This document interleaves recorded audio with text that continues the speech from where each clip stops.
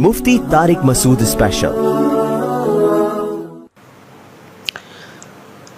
10 मुहर्रम आशूरा का दिन आने वाला है। इस हवाले से आज बहुत अहम बातें करने का इरादा था।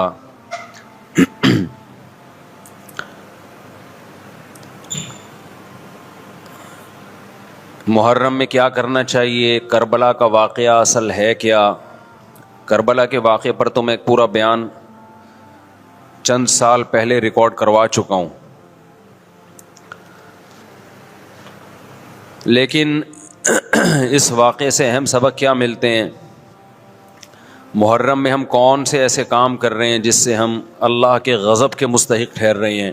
मुहर्रम में क्या क्या हो रहा है मैं आपको बताता हूँ। इनमें से कोई भी अमल ना हमें कुरान से मिलता है ना सहाबा से मिलता है। हमें सैयदना हुसैन इब्न अली रज़ी अल्लाह ताला अन्हु जो जन्नत के जवानों के सरदार हैं, आपसे मोहब्बत का दावा उस वक्त मकबूल होगा जब आप सैयदना हुसैन की सीरत को फॉलो करेंगे। रोना पीटना मातम करना ये सैयदना हुसैन और अहले बैत की सीरत नहीं है। इस बात में दो राय नहीं हो सकती कि सैयदना हुसैन रज़ी अल्लाह ताला अन्हु को जो करबला में शहीद किया गया, ये कायनात का बदतरीन जुल्म था। जिसने आपकी गर्दन मुबारक पे तलवार रखी, उसकी बदबख्ती में दो राय नहीं हो सकती। बहुत ही कोई शकी और बदबख्त जो नवासे रसूल सल्लल्लाहु अलैहि वसल्लम के कत्ल की तरफ बढ़ा, बहुत ही कोई बदबख्त और बदनसीब जो कूफा के गवर्नर इब्ने ज़ियाद के कहने पर नवासे रसूल से लड़ने के लिए निकला,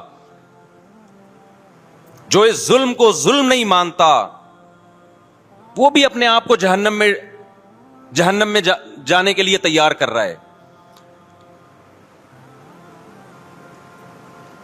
फिर करबला में एक बड़ा जुल्म यह हुआ कि सिर्फ सैयदना हुसैन इब्न अली को शहीद नहीं किया गया, आपके साथ जितने मर्द थे सबको शहीद कर दिया गया।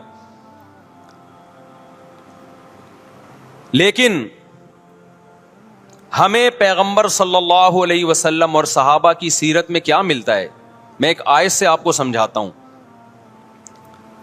मुशरिकीन मक्का हजरत इब्राहीम अलैहिस्सलातु वस्सलाम के नसब में होने पर और आपसे मोहब्बत पे बड़ा फख्र किया करते थे कि हम इब्राहीम की औलाद में हैं, हम इब्राहीम के दीन पे हैं।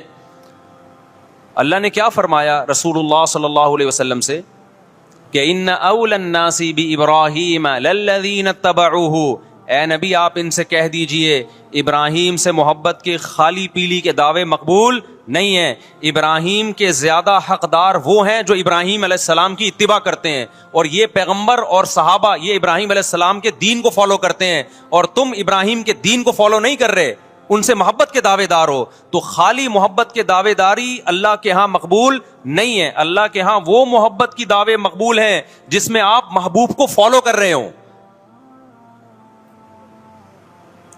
सैयदना हुसैन इब्न अली रज़ी अल्लाह ताला अन्हु जो जन्नत के जवानों के सरदार हैं, आपसे मोहब्बत का दावा उस वक्त मकबूल होगा जब आप सैयदना हुसैन की सीरत को फॉलो करेंगे।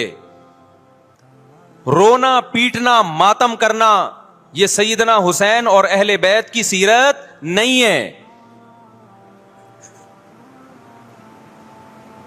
सब्र करना, जालिम के सामने डट जाना, जान के खौफ से अपनी पॉलिसियों से पीछे ना हटना, यह सैयदना हुसैन इब्न अली रज़ी अल्लाह अन्हु की सीरत है जो आज हमें कहीं भी नजर नहीं आती।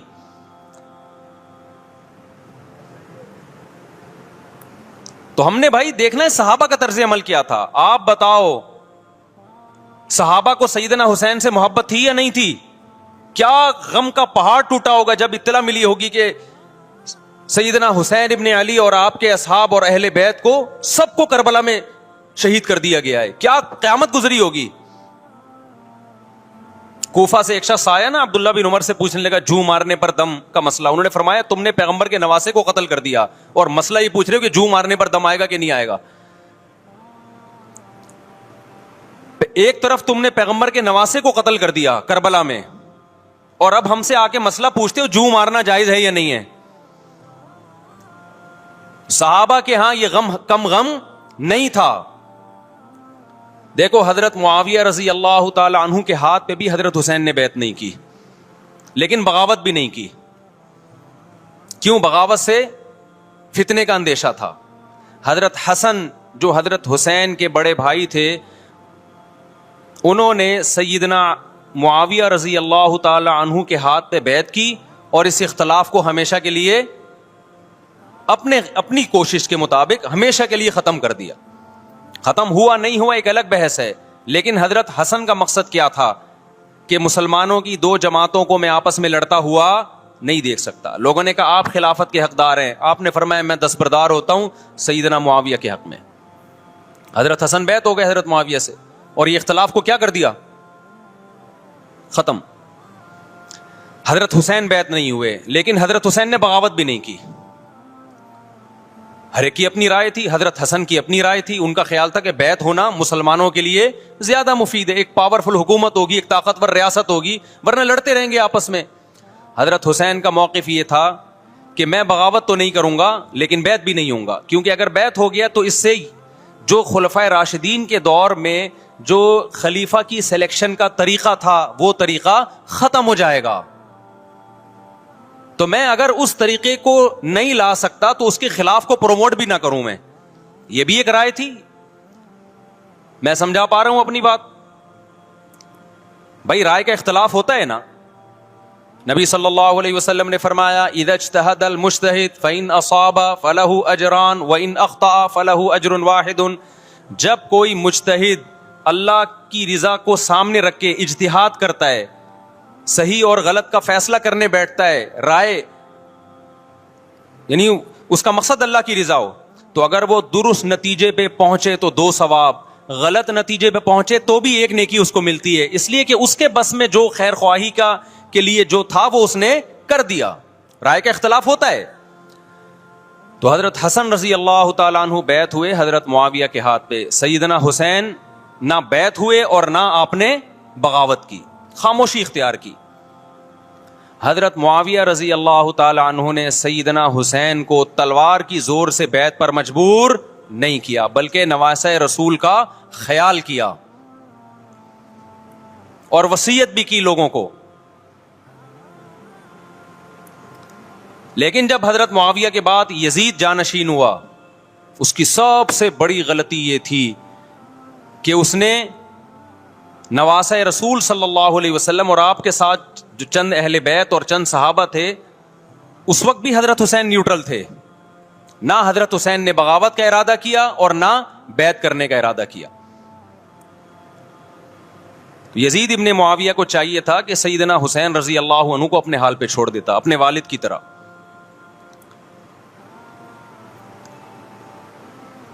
حضرت حسین رضی اللہ تعالیٰ عنہ کو جب کوفہ سے خطوط آئے, یہ میں وضاحت اس لیے کر رہا ہوں کہ حضرت حسین بغاوت کے لیے نہیں نکلے تھے, اس مسلمان حاکم کے خلاف بغاوت کے لیے نہیں نکلے تھے, کیونکہ رسول اللہ صلی اللہ علیہ وسلم کی بہت ساری صحیح حدیث ہے اس بارے میں کہ جو باغی ہے, جو ریاست کے خلاف بغاوت کرتا ہے, اس کو نبی صلی اللہ علیہ وسلم نے اس عمل کو پسند نہیں کیا. تو حضرت حسین رضی اللہ تعالیٰ عنہ کو کوفہ سے خطوط آئے کہ یہاں سارے کے سارے لوگ آپ کے ہاتھ پہ بیعت کرنے کے لیے تیار ہیں.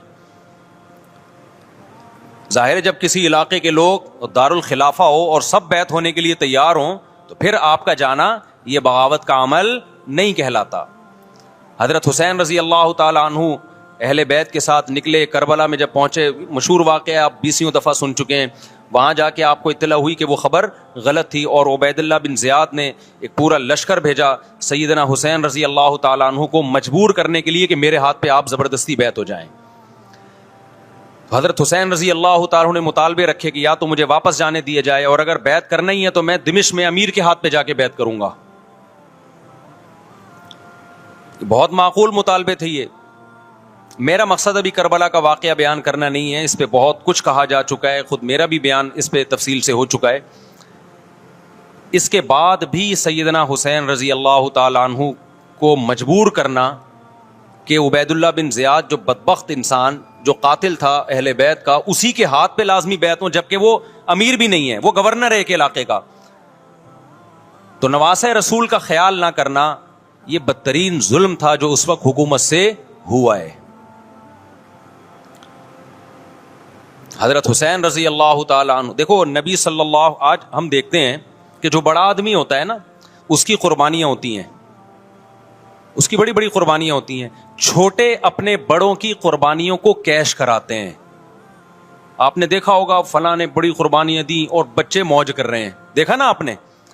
لیکن اللہ تعالیٰ نے رسول اللہ صلی اللہ علیہ وسلم کے نسب کو اس سے محفوظ کیا. ہمارے نبی کے 2 بیٹے حسن حسین, آپ کی نسل حضرت فاطمہ سے چلی ہے, دونوں شہید ہوئے ہیں. اس میں بہت بڑی حکمت تھی کہ پیغمبر صلی اللہ علیہ وسلم نے سب سے پہلے تربیت اپنے گھر والوں کی ہے. آج لوگ باہر فنٹر بنے ہوئے ہوتے ہیں, تبلیغیں کر رہے ہوتے ہیں, اپنے گھر کی ان کو پرواہ نہیں ہوتی. نبی صلی اللہ علیہ وسلم نے سب سے پہلے جو تربیت کی ہے کس کی ہے؟ حضرت حسن اور حسین کی ہے.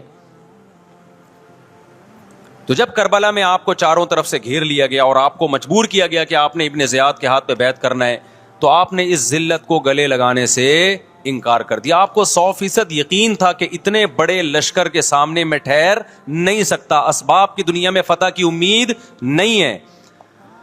لیکن حضرت حسین رضی اللہ تعالی عنہ نے لڑنے کا فیصلہ کر کے اور شہادت کو قبول کرنے کا فیصلہ کر کے ابن زیاد اور اس زمانے کے حکمران جو اس قتل پہ راضی تھے, قیامت تک کے لیے ان پہ لعنت کے سلسلے کا دروازہ کھول دیا.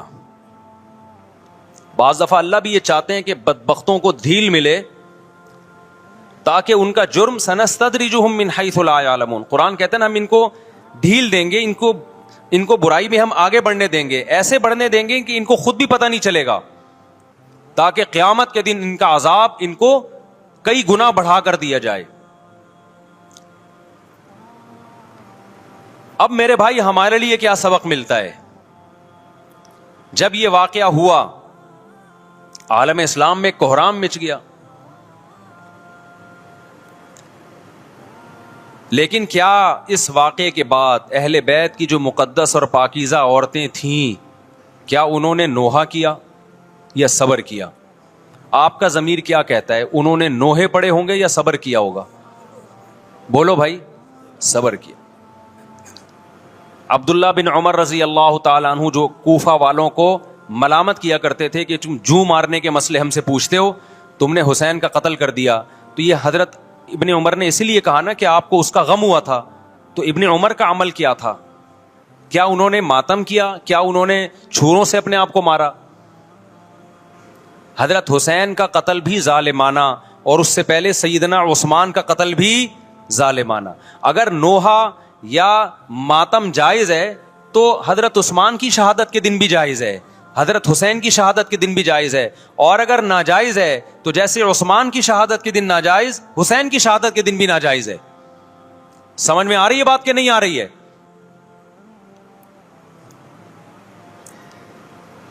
قرآن کیا کہتا ہے ایسے مواقع کے بارے میں؟ تلک امۃ قد خلت لہا ما کسبت ولکم ما کسبتم. قرآن جب بھی پرانی امتوں کے واقعات بتاتا ہے, قرآن کہتا ہے یہ ایک قوم تھی جو گزر گئی, انہوں نے جو کیا اس کا بدلہ ان کو ملے گا, تم جو کرو گے اس کا بدلہ تمہیں ملے گا. تو ہمیں اللہ نے اس واقعے میں بھی بتا دیا کہ سیدنا حسین کا واقعہ, کربلا کا واقعہ جب سنا کرو تو یہ سوچا کرو یہ قوم تھی جو گزر گئی, جس نے اچھا کیا, حسین ابن علی نے اچھا کیا, ان کو اس اچھائی کا بدلہ ملے گا. اور جو حضرت حسین کے قتل کے حضرت سیدنا حسین کے مبارک خون سے جن کے ہاتھ آلودہ ہوئے, کیونکہ قتل کیا نا انہوں نے, تو لہا ما کسبت, ان کو اس ظلم کا بدلہ بھی ملے گا. تو ہمارا کام کیا ہے؟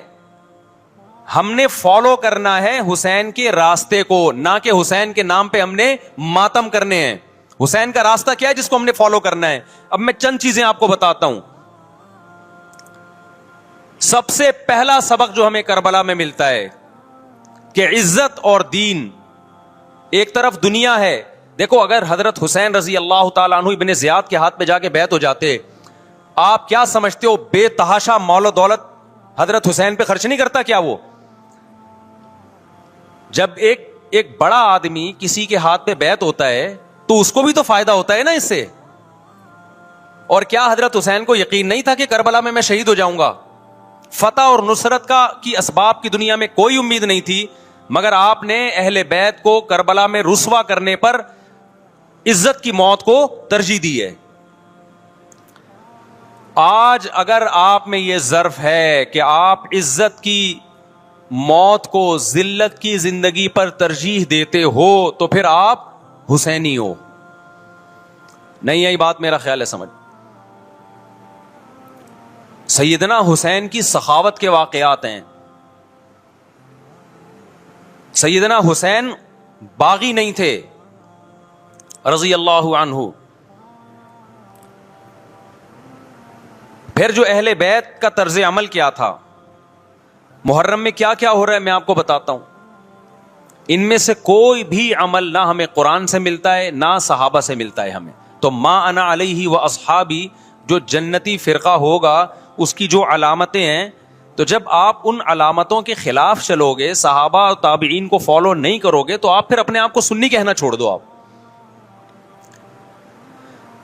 بتاؤ مجھے اسلام میں کوئی مہینہ منحوس ہے؟ بولو نا. کوئی مہینہ منحوس ہے؟ تو آپ محرم کو منحوس کیوں کہتے ہو؟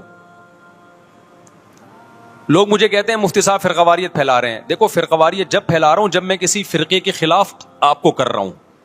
میرے بیان شیعہ لوگ بھی سنتے ہیں، ملتے بھی ہیں. بہت دفعہ ایئرپورٹ پہ ملاقات ہوئی، بڑی عزت سے ملے، میں شیعہ ہوں لیکن آپ سے محبت کرتا ہوں. یہاں مسجد میں بھی آتے ہیں. میں نے کبھی کسی پہ طنز نہیں کیا. اس لیے میں بار بار کہتا ہوں جو شیعہ کا مذہب ہے اس کو کرنے دو. وہ سبیلے لگاتے ہیں، آپ ان کو مت چھیڑو، جا کے تنگ نہ کرو ان کو. وہ ماتم کرتے ہیں، آپ ان کو مت چھیڑو. وہ نوحے کرتے ہیں، وہ نوحے پڑھتے ہیں، آپ ان کو مت چھیڑو. لیکن آپ اپنی پوزیشن واضح کرو کہ آپ شیعہ ہو یا آپ سنی ہو. آپ تو ایک طرف ہو جاؤ نا. محرم میں اگر آپ مرثیے لگا کے گھوم رہے ہو گاڑیوں میں، اٹ مینز آپ سنی نہیں ہو. آپ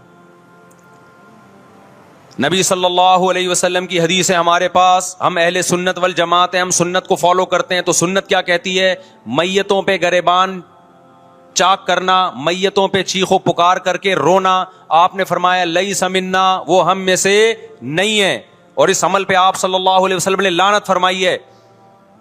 لوگ کہتے ہیں حسین کی یاد میں رونا نبی کی سنت ہے. نبی صلی اللہ علیہ وسلم کو جب جبریل نے بتایا کہ حسین شہید ہوں گے، آپ روئے، اس لیے کہ اس وقت آپ کو یہ خبر ملی تھی. لیکن کیا ہر محرم میں آپ نے رونے کا پروگرام کیا ہے؟ یا صحابہ کو بیٹھ کے باقاعدہ رلایا ہے آپ نے؟ کیا ہو گیا بھائی؟ آپ کو بھی جب کربلا کا واقعہ کی خبر ملی آپ کی آنکھوں میں آنسو آ جائے، یہ نیچرل ہے، یہ حسین سے محبت کی علامت. لیکن ہر محرم میں باقاعدہ بٹھا کے رونے کا پروگرام کرنا یہ حسین سے محبت کی علامت نہیں ہے، بلکہ شریعت میں ناجائز ہے یہ غموں کو بڑھانا. یہ کہاں سے جائز ہو گیا؟ حضرت عثمان بھی تو شہید ہوئے تھے، نبی صلی اللہ علیہ وسلم کے داماد تھے. ان کی یاد میں آپ رونے کو سنت کیوں نہیں کہتے؟ ہماری نظر میں حسین کا قتل بھی بہت بڑا ظلم اور سیدنا عثمان کا قتل بھی بہت بڑا ظلم تھا. دونوں مظلوم تھے، دونوں مظلوم شہید تھے. ہمیں دونوں کی شہادت پہ غم ہے، لیکن اب اس غم کو مناتے نہیں ہیں. اسلام میں غم منانا سنت نہیں ہے. دیکھو جعفر طیار رضی اللہ عنہ، نبی کے چچا زاد بھائی، اہل بیت،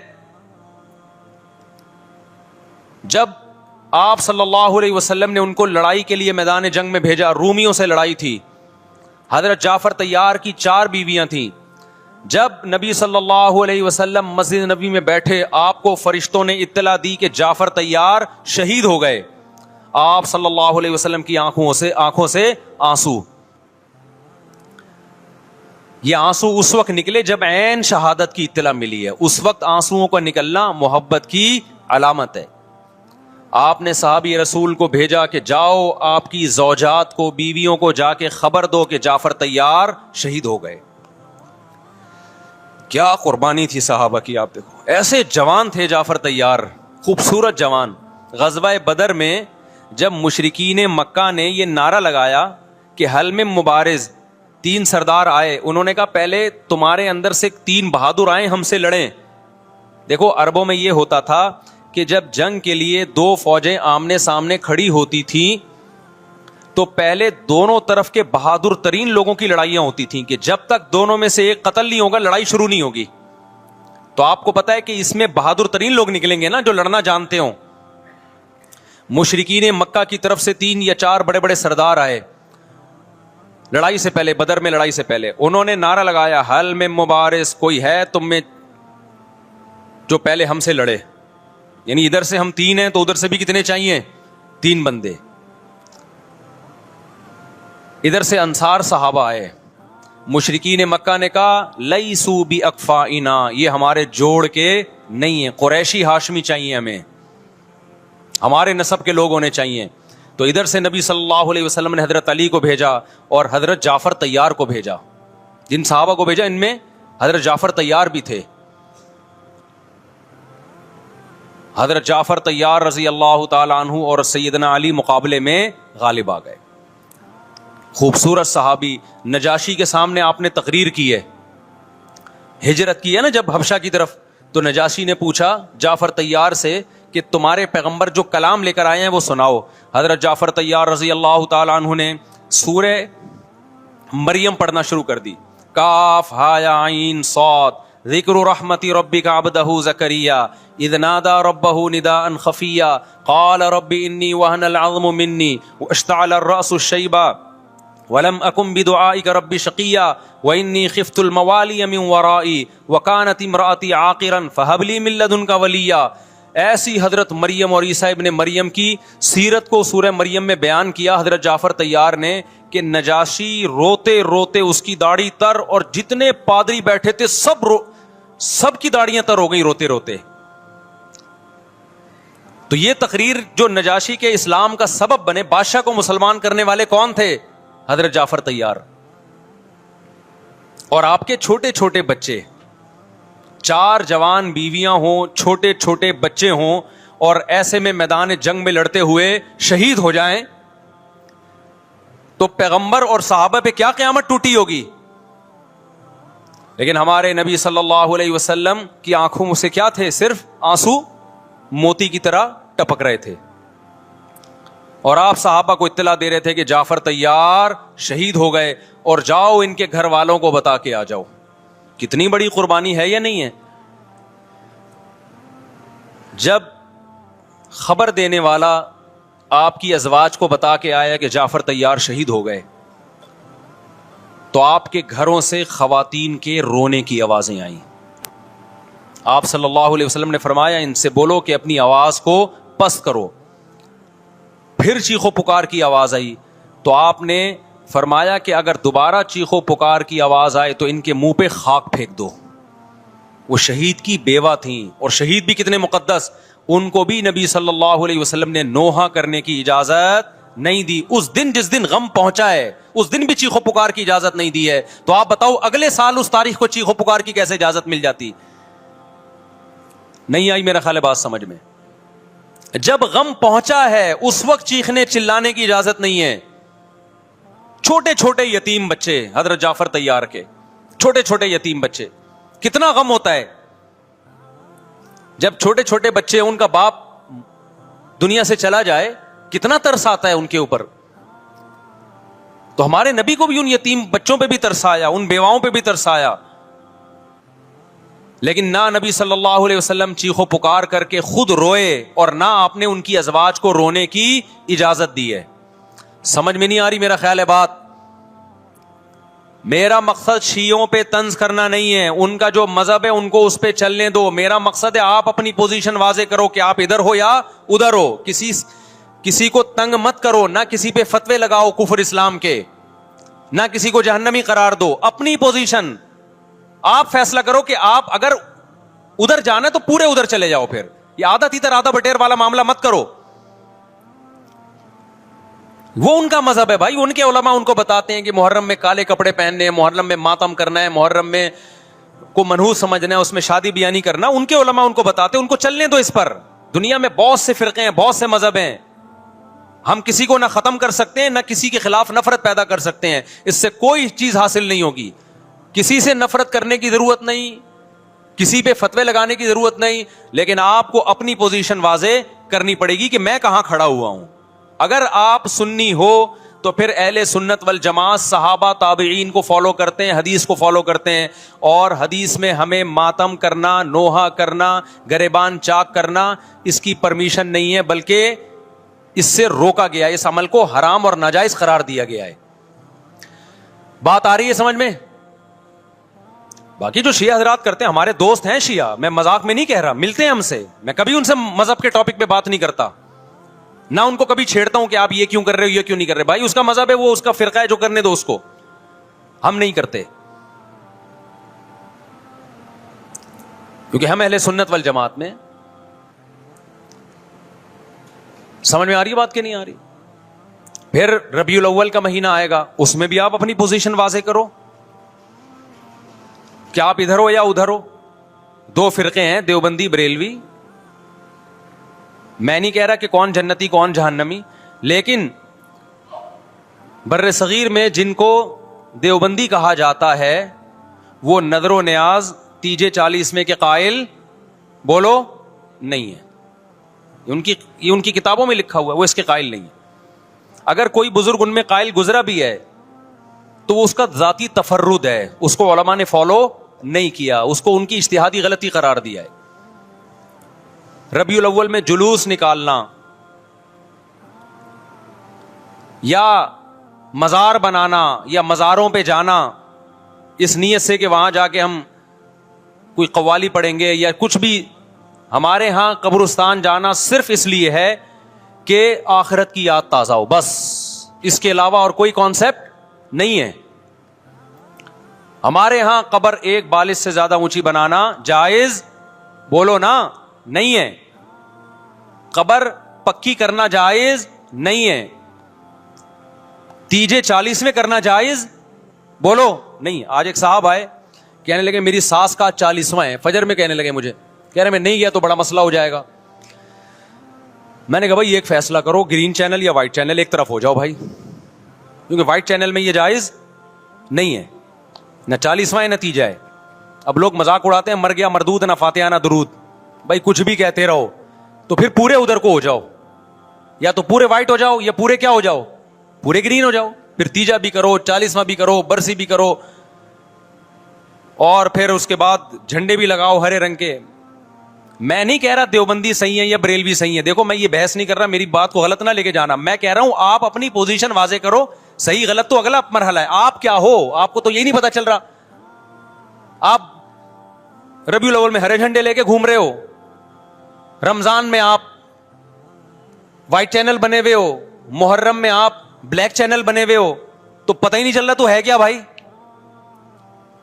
جب 73 فرقوں میں ایک جنتی ہے تو ایک کو فالو کرو نا, جس کو جنتی سمجھتے ہو. اگر آپ سمجھتے ہو کہ بلیک چینل یا شیعہ فرقہ جنتی ہے تو پورے شیعہ ہو جاؤ بھائی. اگر آپ سمجھتے ہو بریلوی فرقہ جنتی ہے تو پورے بریلوی ہو جاؤ. تو جس کو سمجھتے ہو وہ بن جاؤ, لیکن پورے بنو, ادھورے مت بنو, آدھا آدھا نہ لو. بات سمجھ میں آ رہی ہے؟ میں پھر بتا رہا ہوں, نہ میں کسی کو جنتی کہہ رہا ہوں نہ جہنمی. میں یہ نہیں کہہ رہا دیوبندی جنت میں جائیں گے یا بریلوی جائیں گے یا شیعہ جائیں گے, یہ تو اللہ فیصلہ کرے گا.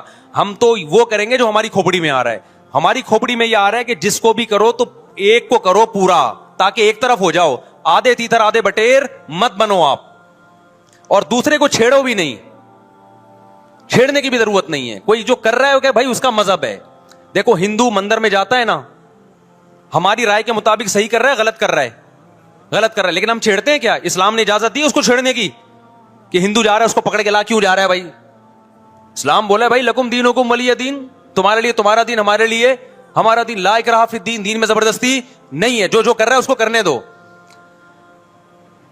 تبھی اسلامی تاریخ میں کوئی ایک مندر بھی ہمارے علم میں نہیں ہے کہ اس میں ہندوؤں پہ پابندی لگی ہو کہ مندر نہیں جا سکتے. جب تک اسلامی حکومتیں رہی ہیں, ہندوستان میں 1000 سال مسلمانوں نے حکومت کی ہے. اگر ہندوؤں کو مندر جانے سے روک دیتے تو آج یہ مندر ختم ہوتے. اسلامی حکومت جب ختم ہوئی ہے تو بھی مندر, لاکھوں کی تعداد میں مندر تھے. اسلام مسجد جانے کا حکم دیتا ہے یا چرچ جانے کا؟ بولو. مسجد. چرچ جانے کو غلط سمجھتا ہے کیونکہ وہاں غیر اللہ کی, عیسیٰ ابن مریم کی عبادت ہو رہی ہے.